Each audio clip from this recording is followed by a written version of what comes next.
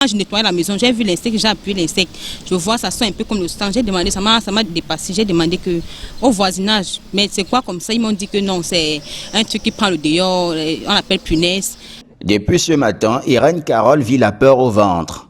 Elle a découvert à son domicile, le quartier Lok Pomme, la présence d'une punaise de lit. J'ai peur. Ah, comme quand tu appuies le sang, soit là, me dit peut-être que oh, ça va sur le sang de mon fils et puis, moi, je ne suis pas épargnée. Cet insecte parasite se nourrit du sang humain.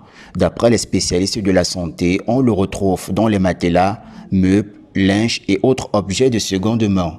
Dans les brocantes de la ville, à chacun son astuce pour se prémunir. Quand c'est sale, on nettoie, on désinfecte avec le javel.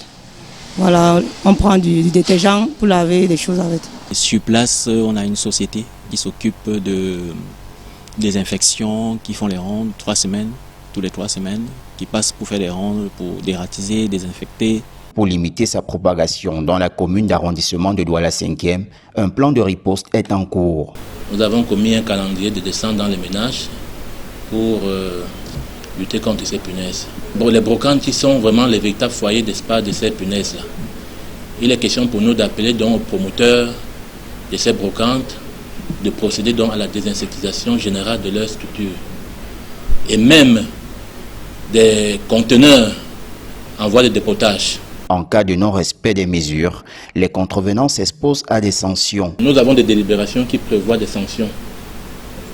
Donc on va tout simplement